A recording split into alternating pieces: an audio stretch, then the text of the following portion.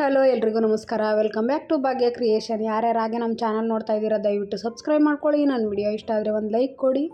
ಇವತ್ತು ನಾನು ವೆಜಿಟೇಬಲ್ ಮಸಾಲ ಅಕ್ಕಿ ರೊಟ್ಟಿ ಮಾಡ್ತಾಯಿದ್ದೀನಿ.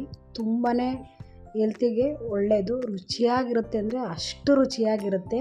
ಒಂದು ಸಲ ಟ್ರೈ ಮಾಡಿ. ನಾನು ಅದಕ್ಕೆ ಇಲ್ಲಿ ಕ್ಯಾರೆಟು ತುರಿದು ಇಟ್ಕೊಂಡಿದ್ದೀನಿ, ಮತ್ತು ಇಲ್ಲಿ ನೂಕಲ್ಲೂ ನಾನು ತುರಿದಿಟ್ಕೊಂಡಿದ್ದೀನಿ, ಮತ್ತು ಸೌತೆಕಾಯಿನೂ ತುರಿದಿಟ್ಟಿದ್ದೀನಿ. ಇಲ್ಲಿ ಮೂಲಂಗಿನೂ ನಾನಿಲ್ಲಿ ಯೂಸ್ ಮಾಡ್ತಾಯಿದ್ದೀನಿ. ನೀವು ತರಕಾರಿನೂ ಅಷ್ಟೇ ಸಣ್ಣ ಕಟ್ ಮಾಡಿ ಹಾಕೋಬೋದು, ಆವಾಗ ಇನ್ನೂ ರುಚಿಯಾಗಿರುತ್ತೆ. ಇಷ್ಟು ಹಾಕಿದ್ರೇ ಸಾಕು, ಇಂಗ್ರೀಡಿಯೆಂಟ್ ತುಂಬಾ ಆಗುತ್ತೆ. ಇಲ್ಲಿ ಮೆಂತ್ಯ ಸೊಪ್ಪು, ಸಬ್ಸಿಗೆ ಸೊಪ್ಪು, ಕೊತ್ತಂಬರಿ ಸೊಪ್ಪು, ಹಸಿರು ಮೆಣಸಿನ್ಕಾಯಿ ಪ್ರತಿಯೊಂದೂ ಹಾಕಿದ್ದೀನಿ.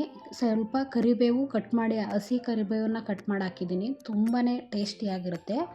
ನಾವು ಬೇರೆ ಮಾಮೂಲಿ ಒಂದು ಕ್ಯಾರೆಟು, ಒಂದಿಷ್ಟು ಕೊತ್ತಂಬರಿ ಸೊಪ್ಪು ಎಲ್ಲ ಹಾಕ್ಬಿಟ್ಟು ಮಾಡ್ತೀವಲ್ಲ, ಅದಕ್ಕಿಂತ ಇದು ಹೆಚ್ಚು ರುಚಿ ಕೊಡುತ್ತೆ.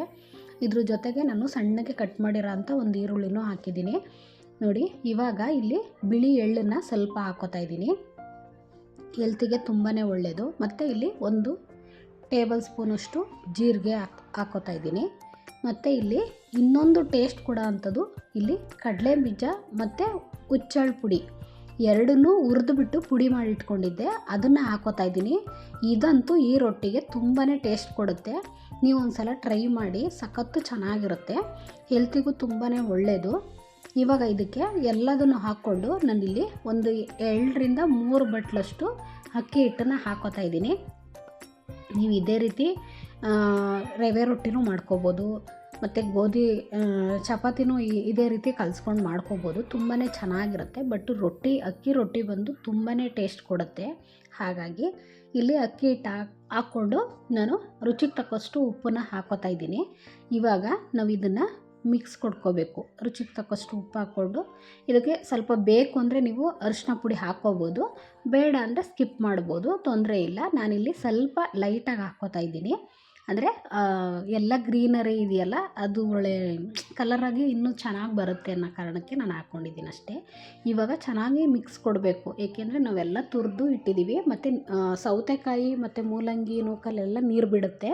ಹಾಗಾಗಿ ನಾವು ಇಲ್ಲಿ ನೋಡಿಕೊಂಡು ಫಸ್ಟು ಈ ರೀತಿ ಮಿಕ್ಸ್ ಮಾಡ್ಕೋಬೇಕಾಗುತ್ತೆ. ಮಿಕ್ಸ್ ಮಾಡ್ಕೊಂಡಾದಮೇಲೆ ನಾವು ನೀರು ಹಾಕ್ಕೊಂಡು ಕಲಿಸ್ಕೋಬೇಕಾಗುತ್ತೆ.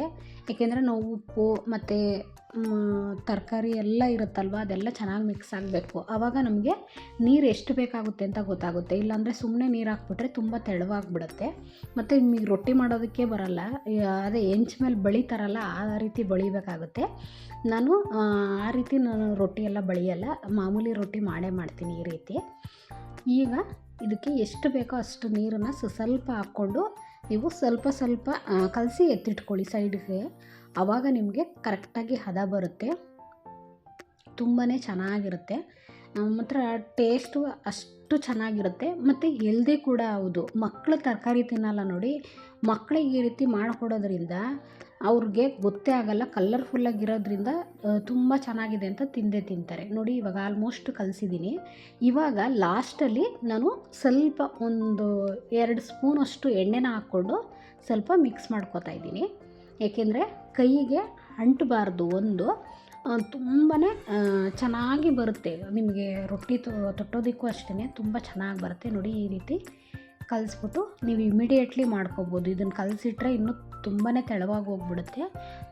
ಕಲಸಿದ ತಕ್ಷಣವೇ ಮಾಡ್ಕೋಬೋದು, ತುಂಬಾ ಚೆನ್ನಾಗಿರುತ್ತೆ. ಇವಾಗ ನಾನು ಗ್ಯಾಸ್ ಹಚ್ಚಿ ಒಂದು ತವಾನ ಇಟ್ಕೋತಾ ಇದ್ದೀನಿ. ಅಂದರೆ ನೀವು ಹಂಚು ರೊಟ್ಟಿ ಮಾಡೋದೇ ಬೇರೆ ಹಂಚು ಬರುತ್ತೆ, ಅದನ್ನು ನೀವು ಇಟ್ಕೋಬೋದು. ನಾನು ರೊಟ್ಟಿ ಮಾಡೋದಕ್ಕೆ ಅಂತಲೇ ಅದನ್ನು ಎತ್ತಿಟ್ಕೊಂಡಿದ್ದೀನಿ, ಹಾಗಾಗಿ ಅದನ್ನು ಇಟ್ಕೊಂಡಿದ್ದೀನಿ. ಇಲ್ಲಿ ನಾನು ಒಂದು ಬಟರ್ ಪೇಪರ್ ತೊಗೊಂಡಿದ್ದೀನಿ.